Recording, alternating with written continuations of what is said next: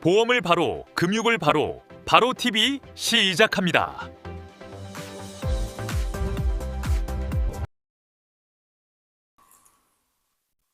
네, 여러분 안녕하세요. 보험을 바로, 금융을 바로, 바로 TV 시작하겠습니다.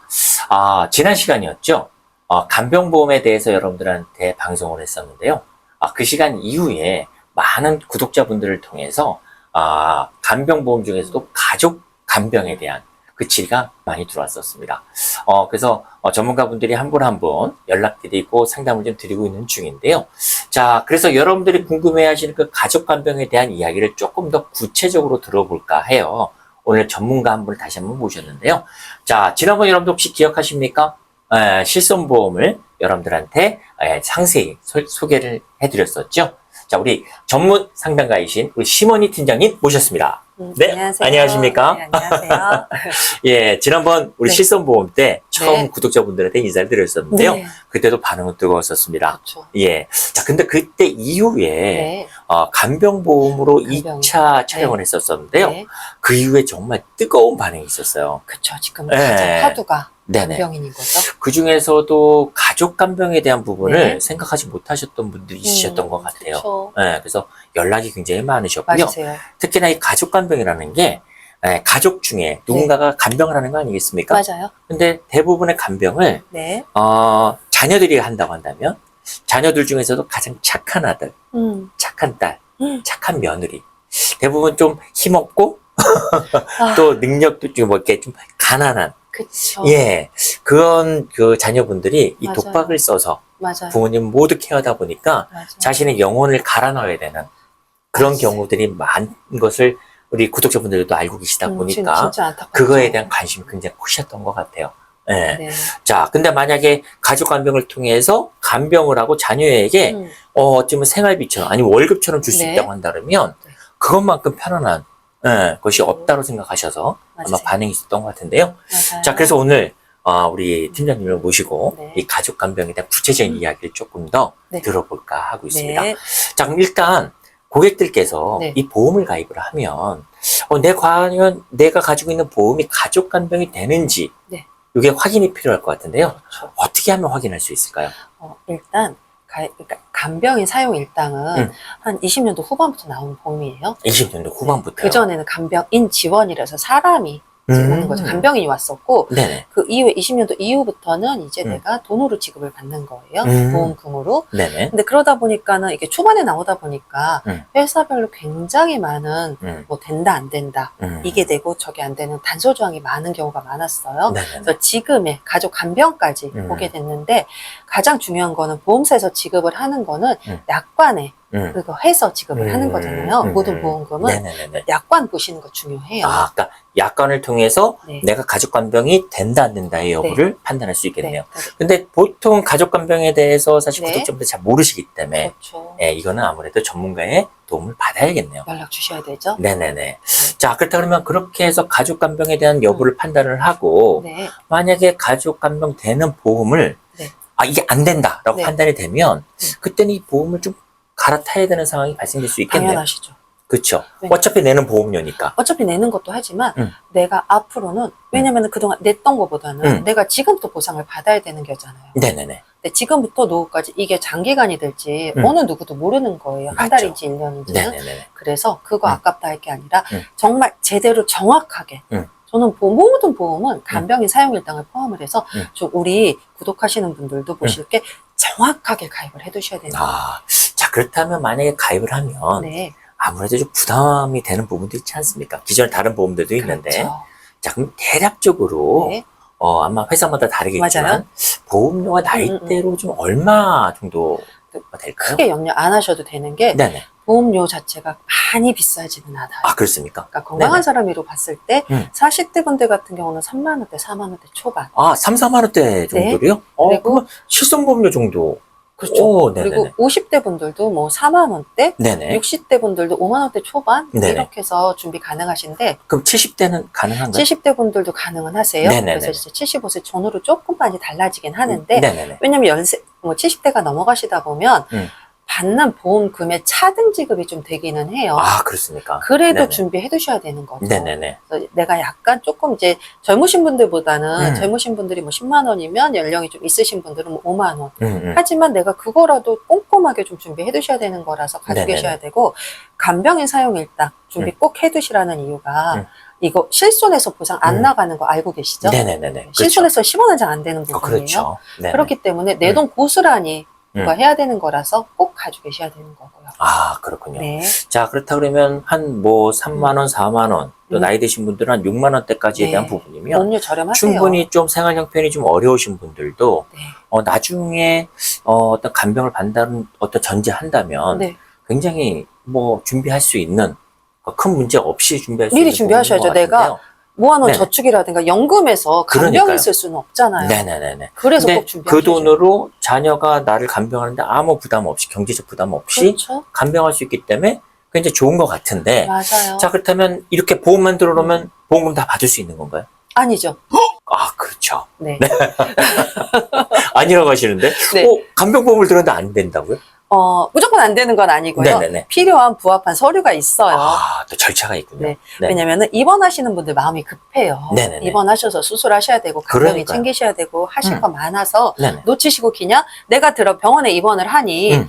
그러니까 나를 보호해줄 그 누구도 같이 들어간다 이렇게 생각을 하시는 경우가 많으시거든요. 네네네. 근데 그래 놓고 나서 나중에 이제 청구하면은 음.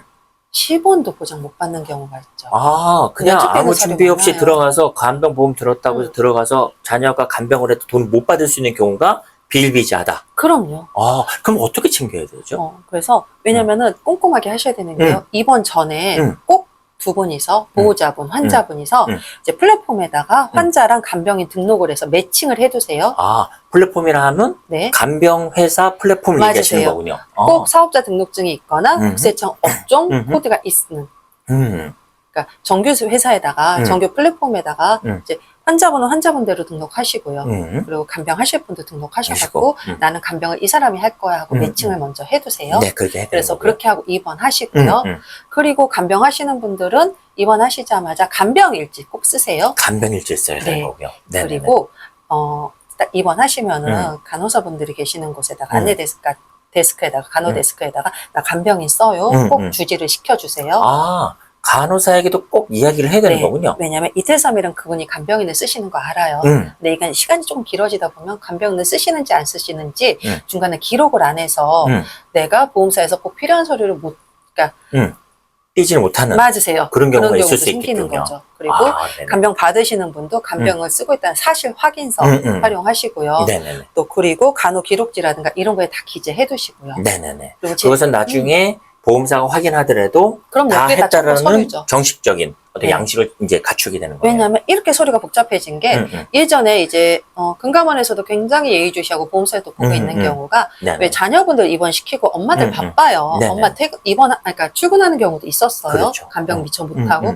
그래도 지급은 꼬박꼬박 15만 원, 20만 원씩 됐던 경우가 있기 때문에 요즘에는 내가 그게 명확하지 않으면 뭐 타임라인을 본다든가 카드 내역을 봐서 이 간병인이 정말 이 환자의 옆에서 간병을 했는지까지도 다 체크를 한다는 확인하는 경우가 있죠. 그렇죠. 그래서 그런 그런 불상사가 없으려면 이 모든 걸 다 준비해 두셔야 되고요. 네네. 자, 그러면 서류는 다 준비가 됐습니다. 네. 그러면 정상적으로 이제 보험금 받을 수 있는 건가요? 아니죠. 아, 그래도 아닙니까? 네. 서류는 준비는 됐어요. 네네. 서류는 준비는 모든 서류가 다 준비가 됐어요. 됐지만 네. 내가 정말 간병인을 썼는지. 그러니까 왜냐하면은 네. 약관에 간병인의 정의가 네. 유상으로 간병 서비스를 제공하는 자. 네네. 거기서 간병 서비스는 제공을 했어요. 지금까지요. 네네. 근데 빠진 게 유상. 네네. 아. 유상의 근거를 남겨야 되는 거잖아요. 네네네. 네. 유상이라고 하면 그러니까 간병 받은 사람이 네. 간병을 한 사람이 돈을 줬다라는 맞아요. 증거가 있어야 되는 거예요? 맞아요. 근데 그걸 그거를 어떻게 남기죠? 현금으로 주시면 안 돼요. 가족이라고 네네. 현금으로 주시면 안 되고 네네. 이제 플랫폼 업체에서 이제 플랫폼 업체로 돈이 지급이 됐다가 이렇게 가는 경우도 있지만 네네. 플랫폼 업체 같은 경우는 저희 수술만 주세요 하는 경우도 있어요. 그렇겠죠. 그러면 나머지 내가 간병을 사용한 비용은 나를 간병을 했던데 가족한테 가야 되잖아요. 네네네. 그리고 꼭 통장이체, 네네. 자동이체를 하시거나 근데 카드를 갖다가 승인받는 건 어려우니까 그렇겠죠. 네, 자동이체 하시는데 네네. 기냥하지 마세요. 이게 명목이 기냥 준 건지 뭔지 아무것도 모르잖아요. 그렇죠. 그럼 보내실 때 간병 수수료 이렇게 기재해 두시면 보험사에서도 조금 보기가 편한 거죠. 그리고 그렇군요. 지급이 좀 빨라지는 거죠. 한 번 더 거칠 필요가 없는 거죠. 네. 네. 그러니까 이게 유상으로 지급해서 유상. 예, 간병을 했다라는 맞으세요? 그 증거를 남기는 거. 네. 그러니까 어찌 보면 가족 간병이란 특별한 제도가 있는 것이 아니라 네. 가족을 일반적 간병인처럼 활용할 수 있는데 네. 그 간병인들이 준비한 양식들은 모두 똑같이 준비를 해야 한다라는 간병인의 가족을 포함을 시켜주는 그런 것뿐이지. 네. 그렇죠. 모든 서류 다 준비했다고 해서 맞아요. 가족인데 뭐 돈이 뭐하러 왔다 갔다 네. 해 라고 할 경우에는 엄청난 낭패를 볼 수 있는 거고. 그거는 그냥 간병이라는 그 아예 그냥 그 자체에 맞지를 않아 버리는 거죠. 혹시 그런 사례 있었나요? 면책살이 있었죠. 어떻게? 맨 처음에 모르고 네네. 이제 그냥 모든 서류가 다 어느 정도 준비가 그렇죠. 됐어요. 네네네. 그리고서 이제 뭐 굳이 그러니까 뭐 안 입금 안 하는 경우 있잖아요. 네네네. 그래서 청구를 다 했어. 응. 그때 보험사에서 네.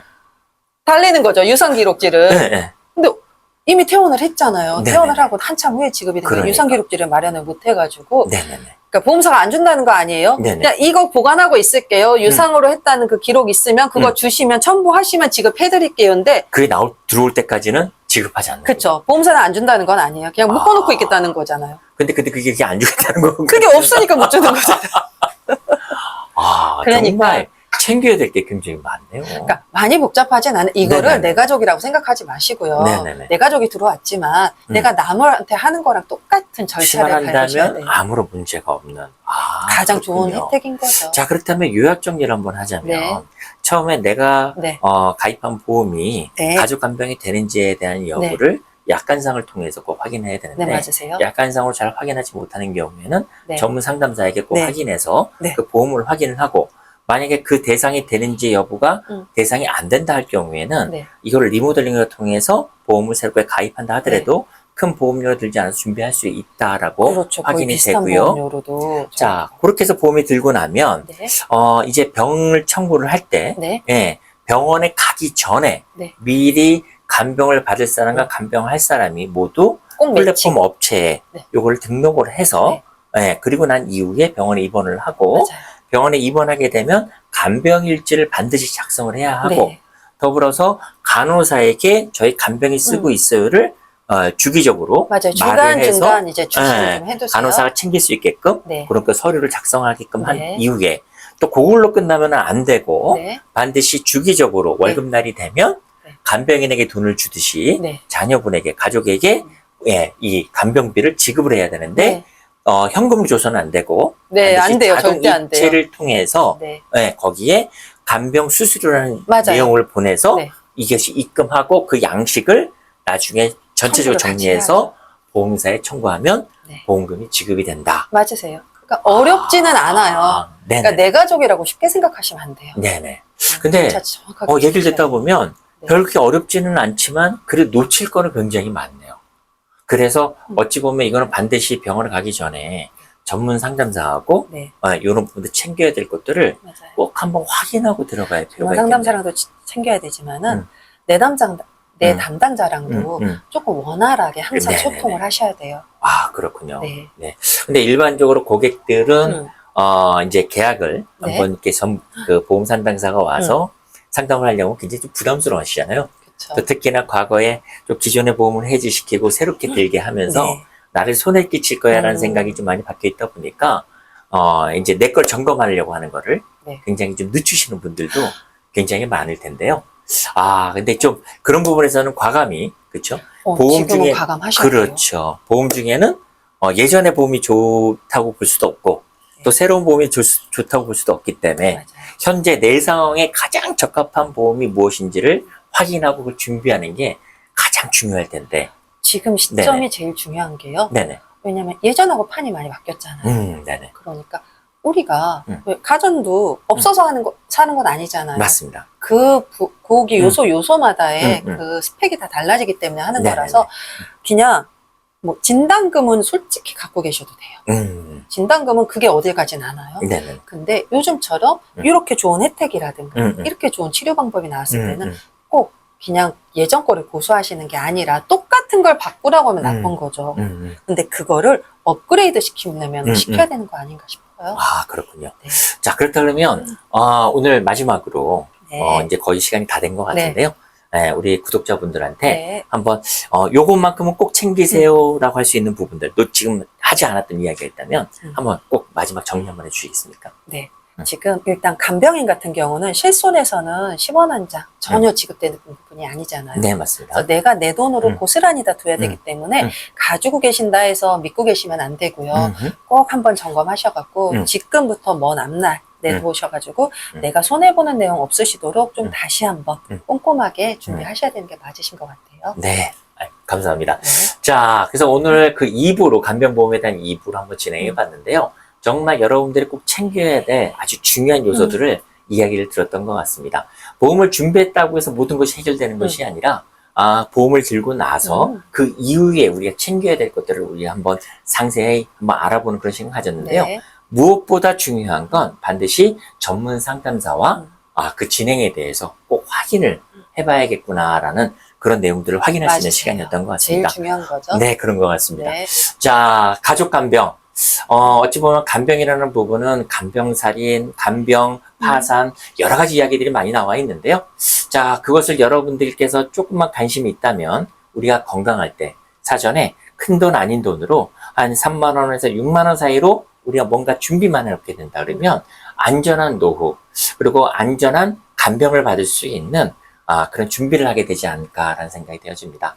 오늘 이 시간이 여러분들 가정에 평화와 안정을 주길 바라면서 우리 보험을 바로 금융을 바로 우리 바로TV가 여러분들과 늘 함께 하겠다는 약속을 드리도록 하겠습니다. 자, 혹시 오늘 여러분들 이야기 들으시면서 만약 추가적으로 상담이 필요하신 분들께서는 여기 써 있죠.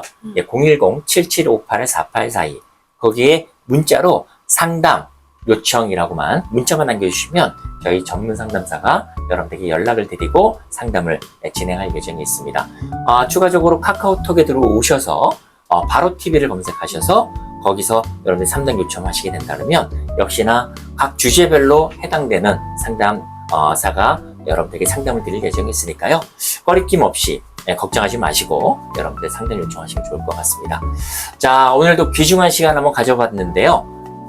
자, 보험을 바로 금융을 바로 바로TV가 여러분들의 가정의 평화와 안정을 위해서 늘 함께 하겠다는 약속 드리겠습니다. 자, 오늘 시모니 팀장님 오셨는데요. 다음 시간에 또 좋은 주제로 또 여러분들과 함께 해주셨으면 감사하겠습니다. 네, 오늘 수고하셨습니다. 네, 수고하셨습니다. 네, 감사합니다.